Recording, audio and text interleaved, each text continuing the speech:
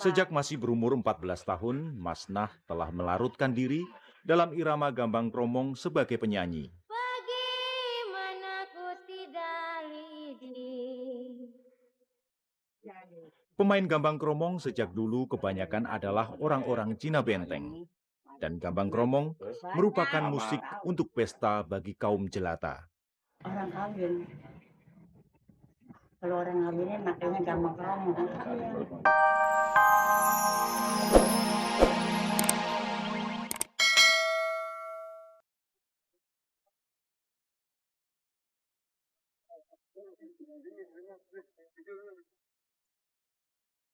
Perjalanan sejarah keberadaan etnis Tionghoa di bumi pertiwi sangatlah panjang dan penuh liku.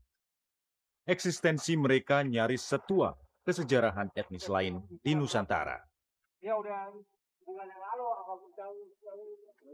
Hanya karena faktor politislah kaum etnis Tionghoa memiliki lika-liku sejarah yang berbeda dengan etnis lain di Indonesia hingga kini. Lengkap dengan warna-warni stigmatisasi sosial politik yang dilekatkan oleh para penguasa.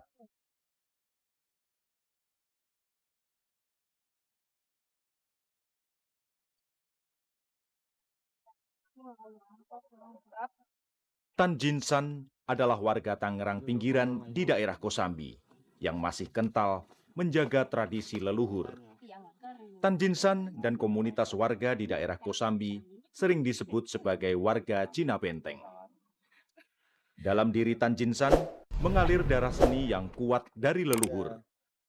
Namun nasib mujur masih belum berpihak pada Jinsan.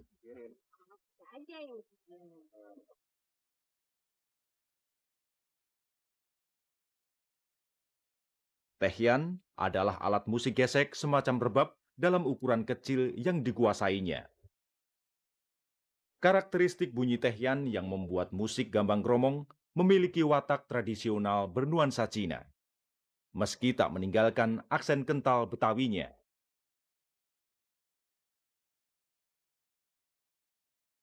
Hingga kini kepiawaian bermain tehian belum bisa dijadikan sandaran hidup Tan Jinsan dengan seorang istri dan keempat anaknya yang masih kecil-kecil.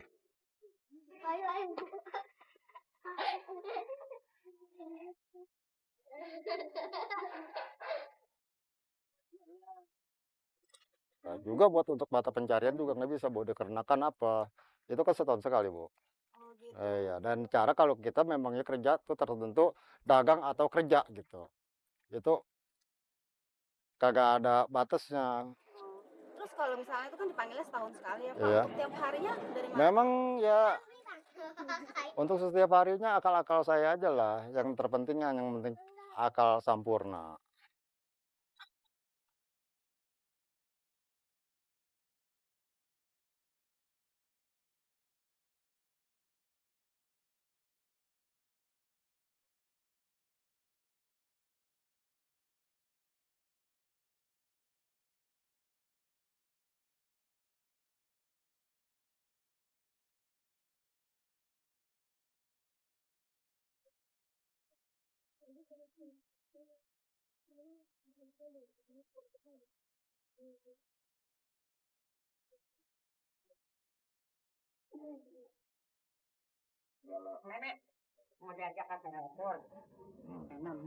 Mas Nah 81 tahun adalah penyanyi musik tradisional gambang kromong yang telah mengalami asimilasi dengan kesenian musik lokal Betawi.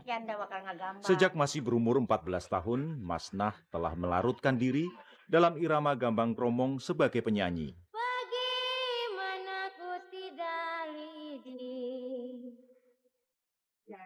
Pemain gambang kromong sejak dulu kebanyakan adalah orang-orang Cina Benteng. Dan gambang kromong merupakan musik untuk pesta bagi kaum jelata. Orang kawin. Kalau orang ngawinin makanya gambang kromong. Kalau nggak ada gambangnya masih susah. Oh gitu ya Bu. Mas Nah bisa dikatakan sebagai satu-satunya penyanyi gambang kromong klasik yang masih hidup. Kini nyaris tak ada penyanyi satupun yang mampu melantunkan tembang klasik gambang kromong. Bingung tuh Mel udah. Oh bingung dah tuh Mel. Oh, jadi Cepret Payung mah lagu baru nih. Lagu itu mah pelatih nyoder. Hmm. Nyoder di wayang. Tung Pacapiring, Ya. Semar Gundem, Gula Ganting, ini, Mas Nona, Terus banyak. sama Burung Putih. Burung Putih mah ya lagu Lenong. Lagu Itu Leno. lagu Pobin tuh Bu, yang apa tadi yang judul-judul itu? Iya. Iya. Tan Jinsan dan Masnah adalah bagian dari potret besar legenda hidup masyarakat Cina Benteng yang sering mudah terlupakan.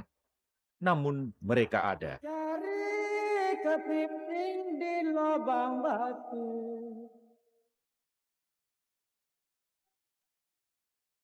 Cari apa ada di tengah sawah.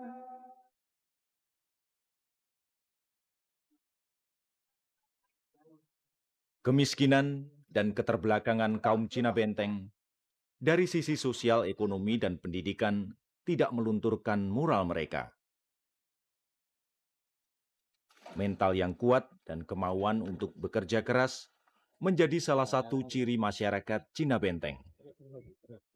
Misalnya saja Tan Jinsan yang hidup miskin. Pekerjaan serabutan yang biasa dilakukannya hanya menghasilkan uang tak lebih dari Rp20.000 per hari. Namun keluh kesah nyaris tak pernah terlontar dari bibirnya.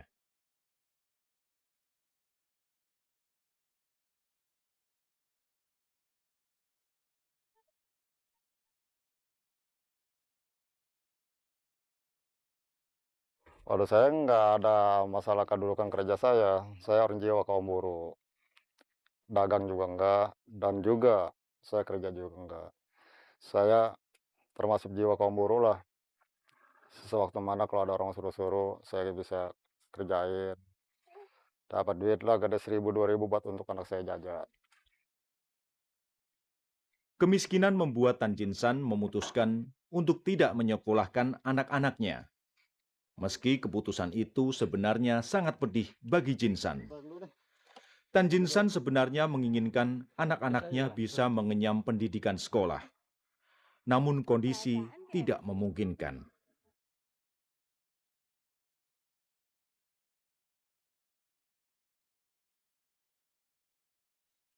Tan Jinsan bukan satu-satunya Tionghoa miskin. Keluarga Abeng juga menjalani hidup yang serba pas-pasan. Kehidupan Abeng, warga Cina Benteng ini, sepenuhnya bergantung pada sang menantu.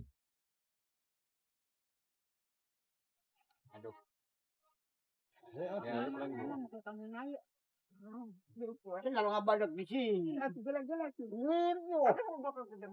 Bah. Mantu Bapak kerja apa? Kerja nyupir. Ya kecil gajinya lah. Cukup nggak sih Pak uang mantu Bapak untuk ngidupin rumah, Ya. makan rumah? Ya cukup nggak cukup aja. Mau ngerombak ini nggak kerombak ini. Kenapa Pak? Tuh, sombeng. Rumah Bapak emang udah kenapa? Ya itu aja kalau dipotong mah begitu. Enak rumahnya deh.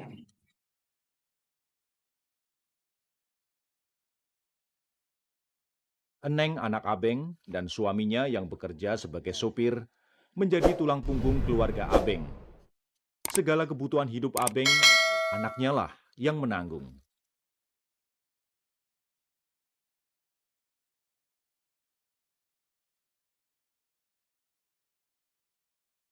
Sehari Mbak dikasih uang berapa Mas suami Mbak? 20.000. 20.000. Itu cukup untuk sehari. Ya cukup lah. Beli apa aja Mbak tuh? Ya kadang-kadang beli beras aja sama minyak tanah udah. Beli berasnya dapat berapa? 1,5 Minyak tanahnya? seliter. Seliter. Terus ikan dan segala macam itu? Nggak usah pakai ikan-ikan.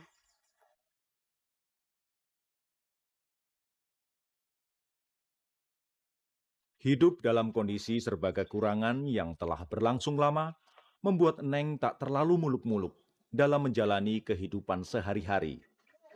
Bisa memenuhi kebutuhan makan sehari-hari saja, sudah cukup bagi Eneng dan keluarganya. Di rumah ini ada listrik? Nggak ada. Kenapa tuh? Nggak mampu bayar lagi. Emang bayarnya berapa biasa? 100, 150. Dulu kan saya punya kulkas, punya TV. Jadi sekarang nggak ada apa-apa, saya dikenain 100.000, 100.000, jadi saya cabut aja udah. Terus kalau malam pakai apa? Pelita, Terus TV sama kulkasnya dikemanain? jual. Jual buat apa? Buat makan sehari-hari.